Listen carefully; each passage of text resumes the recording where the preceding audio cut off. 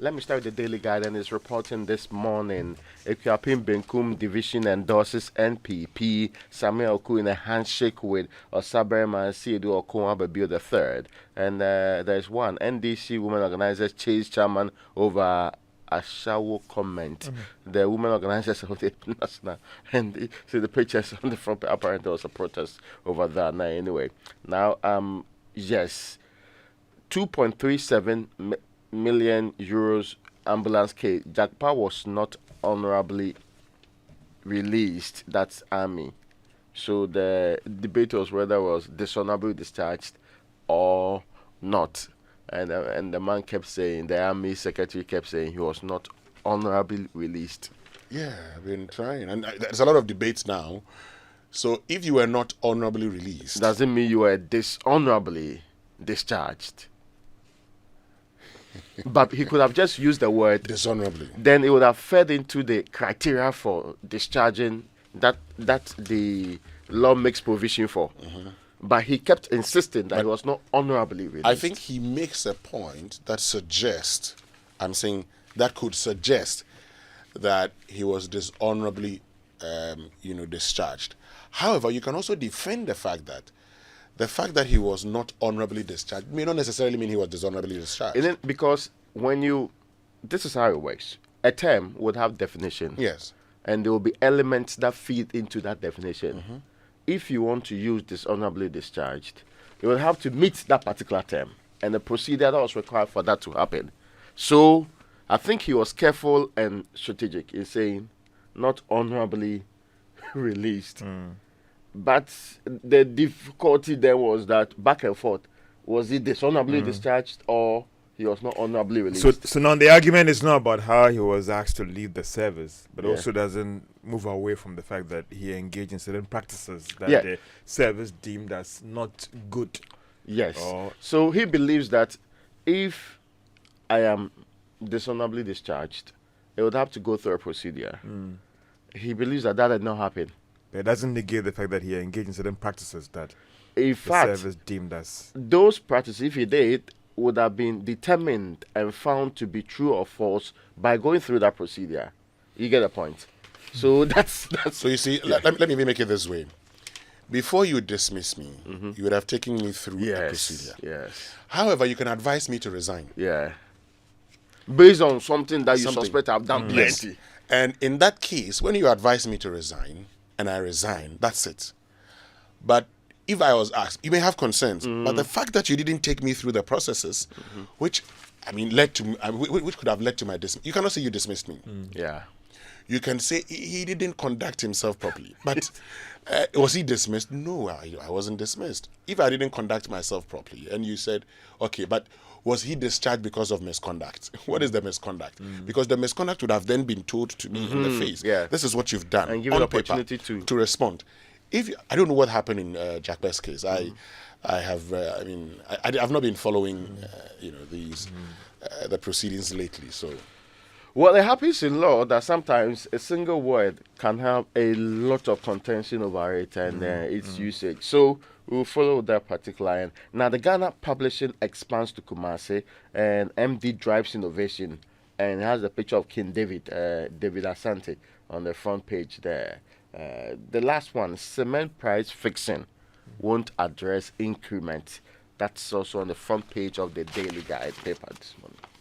Well, let's do the new finder, and it has Parliament ratified timber utilization contract, paving the way for the new licenses, actually. And then LI can't fix city's depreciation, which is causing cement price hikes. And there's another story on the front page talking about whether this LI will address this problem and engaging several industry players. They think that that is not the way to go. Yesterday, speaking to Dr. Ishmael Yamson, he feels that that could have serious impact on FDI or fresh investment into the country, because then the signal it sends to the other investors is that in the process you can vary the terms of agreement and what could be the impact of attracting fresh investment into the country. And he thinks that if we don't handle this thing well, it could end up hurting us. It's before Parliament, right? It's left with some few days, if nothing changed, for it to become law. Yes, I was in a training workshop more than 10 years ago.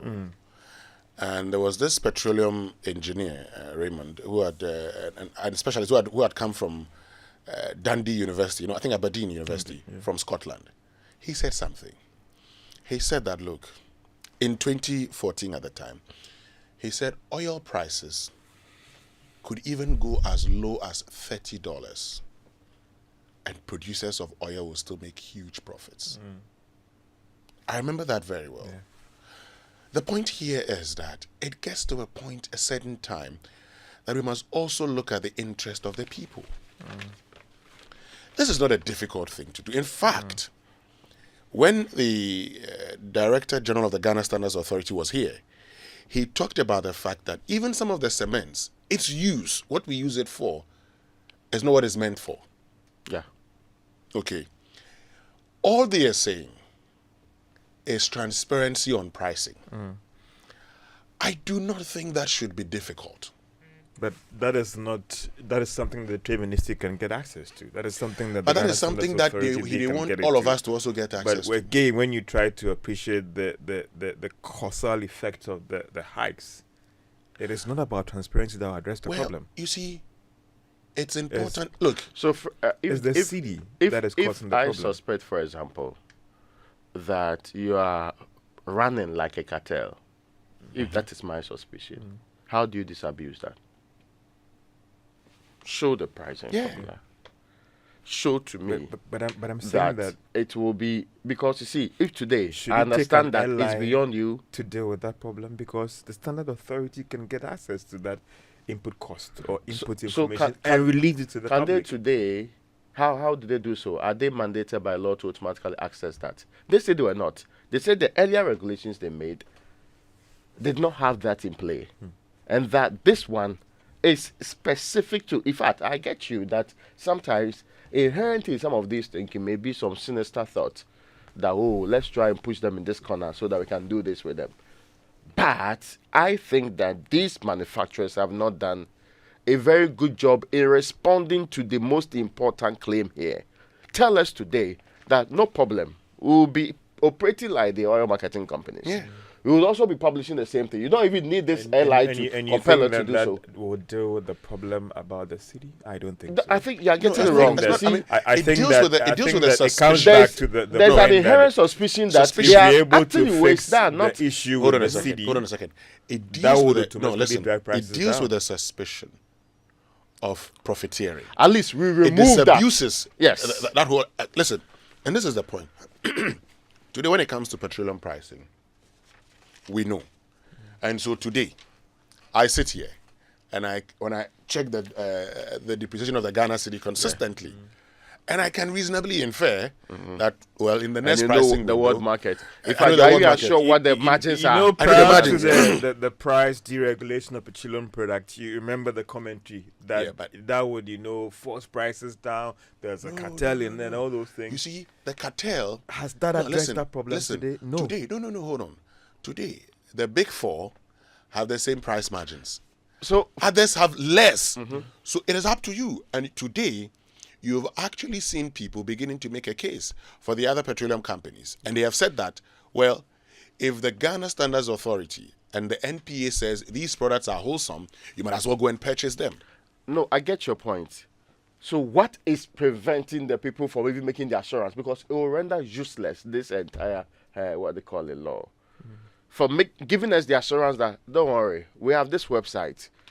Whichever website you want to actually do, we'll publish it every day. Everybody should be able to look at it and know that these are the factors going into cement pricing. We are all for transparency, but my argument is that the transparency issue here would not deal with the inherent problem that is causing the no spike. problem. Let's eliminate the inherent problem here. Then we can get back to finding out that to solution. Stabilize our city. And that is what is causing this problem. I get your point. This is not the first time cement prices have gone up. In fact, the suspicion is that CD is just being used as an excuse. So eliminate that. So that we can get back to telling government that now that we have taken off the transparency matter, why is this still on this level? It appears there is some resistance. Yeah. And it's that's what makes people strengthened in the belief that there's something wrong I somewhere. think that we should not forget the commentary again No, before the price George, deregulation, wasting of petroleum products. I and agree all with the you. things that were said. I agree with you, but 10 I'm- years, 15 years later, what are we seeing with the issue about pricing? I agree with of you, petroleum but I'm At least saying we that- trust the process. We trust the process. Yes. But I'm saying that there's actually an article on whether on transparency and accountability, whether they are Siamese twins or whatever. And in that article, the man actually makes the point that where there's transparency, sometimes it even removes accountability. And I'm sure you'd agree with me, Raymond. Yeah. Where you open everything for people to see, There's no even need the to take an extra step extra step by to asking proving you to me questions. that you are doing the right thing. So the point is that you just show us. They say there's a suspicion they are just covering up with the depreciation of the city. Why is that difficult for you?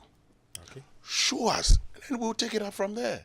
Today, I'm not going to mention the name of OMCs, but there are OMCs that are still selling less than 14 cities.